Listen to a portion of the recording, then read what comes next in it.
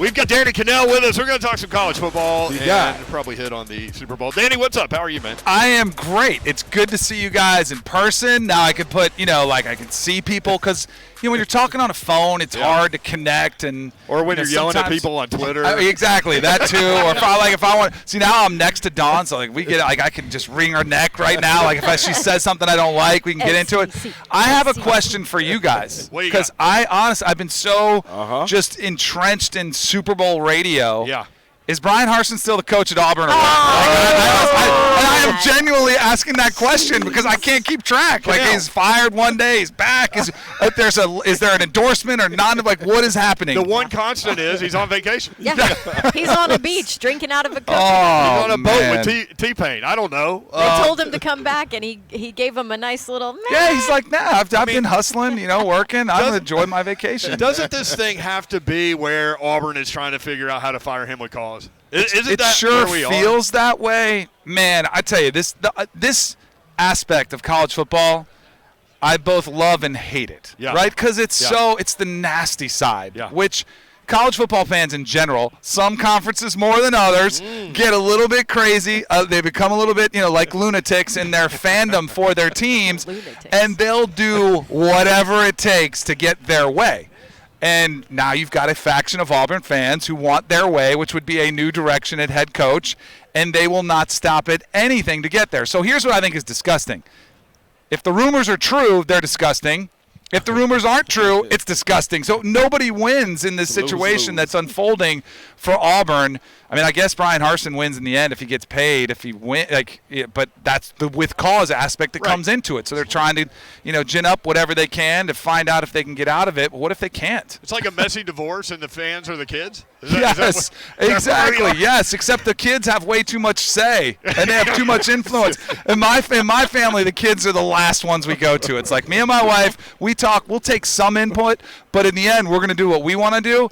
And then there's the other aspect who are, I don't know what these participants, what role they play, but boosters. Yeah. Boosters have way too much power and influence. Way too much. But over that's any school. Absolutely. Absolutely. Definitely. It happens at Florida State. It happens everywhere you see it. And if you're an athletic director, you're in this really odd dynamic because you want to keep getting those checks and you want to make them feel good and you want to make them feel like they're a part of the program, and yet sometimes it can be a detriment to your school because they become so involved, and if they don't get their way, which I don't think there's a faction of Auburn boosters who wanted Brian Harsin, and now they're like, see, I told you so, now we got to get rid of him. And then you're in this endless cycle, this churn of trying to find the next head coach, and it just sets you back of where you in the end want to be, which is Bama, because everybody wants to be Bama. Yeah, exactly. But with the NIL, how do you keep these boosters pulled along without them thinking, man, I just gave you $13 million. What do you mean I don't get no say? But you really need them now with NIL. Absolutely. I mean, you've always needed them, let's be honest, right? But now you really need them. You definitely do. Because it's legal. Yeah, exactly. Yeah. And you're starting to see these collectives pop up where, the University of Florida actually has one of the ones that's gotten a lot of attention because to me, I think there's a lot of fans that would have done whatever it takes to get the 5-star in, but they're like, hey, I don't have a bag full of $100,000 cash to give somebody.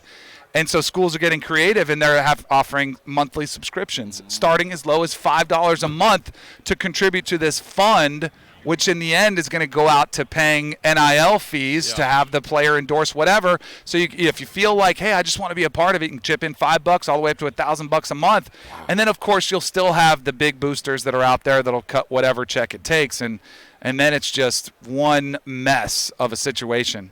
How do we fix it? Oof. What is it's gone. How is it regulated though? How can it needs to be, and that's the one thing that almost every coach I talk to is frustrated by. Is we need some guidelines. We need, we need a calendar because like the transfer portal is another issue that the teams are struggling with, and you can transfer at any time, which I don't like, and I get that. I get that you want to, player empowerment is a big thing, and there's a disparity between coaches who leave schools and players who leave schools, and I'm glad that players are able to move around more freely now, but it's just no one wins when you see players in the middle of a season that can just pop in the portal. And then after spring football, I think you'll see another kind of mass exodus of, and a lot of times it's quarterbacks, but you lose a position battle, and so you're not happy, and then you're like, all right, I'll just go in the portal and just transfer somewhere else. Yep. So there needs to be some continuity calendar there. And the NIL, I don't know. I mean, the one thing that I think is frustrating for coaches is some schools in some states, you can actually facilitate an NIL deal with, like, the coach can say, hey, I need this guy signed to 100,000, whatever it is, and you can go, all right, you snap your fingers and it happens. Other schools, you can't. I'll give you an example that hits close to home, because Florida State got embarrassed on signing day by Travis Hunter, the #1 overall recruit, going to play for Deion Sanders at Jackson State. And I remember, talking to Mike Norvell about it. He can't, because I'm sure Travis Hunter calls him, and it's that awkward situation. Here's what the deal is. Yeah, and Mike Norvell can't say we'll match it or we'll give you we'll bump it up a little bit more. It takes time. He's got to separate himself so that they don't get in trouble for doing anything. And yet my pushback would be, well, what trouble can you get into? The NCAA is powerless, and so there's some schools are trying to do it right, some schools aren't doing it right, and then some schools are allowed to do whatever they want, which is really just, we need to level the playing field where everybody has some sort of, okay, this is what you're allowed to do, this is what you're not allowed to do. But to answer your question, Don, I don't know how it gets done, because we don't have a commissioner. The NCAA is powerless. We have 5 Power 5 commissioners, and they're all going to do what's in the best interest of their conference. We've got politicians getting involved because they're trying to change laws. I mean, there are football fans that are politicians that are saying, wait a second, my state, we can't facilitate a deal? Well, we're going to change that. And they are. It's happening in Florida. A buddy of mine who's a Florida State guy, Chip LaMarca, he's a politician. He's trying to change that because they're sick and tired of looking at other states that are able to do this. So it's a mess. My hope, though, and this is I'm a passionate college football fan, is that we still get the great product like we saw this year. Yeah. Because we had NIL all season long, we had transfer portal all season long, and we still had maybe one of the best football seasons I've seen in 20 years with the amount of upsets and unlikely stories, and we got new players at the playoff. My hope is that the product isn't impacted, because it's such a great product, and we have the best fans watching our sport. I just hope it continues, and I think it will, but there's definitely some problems that need to be addressed. Danny Kanell with us at Danny Kanell, Dusty and Danny, Sirius XM Channel 84, CBSSportsHQ.com. You can find him there. As a former quarterback, which storyline intrigues you the most? Matt Stafford now with the shot coming off all those years in Detroit, or Joe Burrow in year 2 taking the world by storm? Brett, I don't think you can lose in this game. If you're not a Rams fan, if you're not a Bengals fan, they're both incredibly likable stories. Yeah.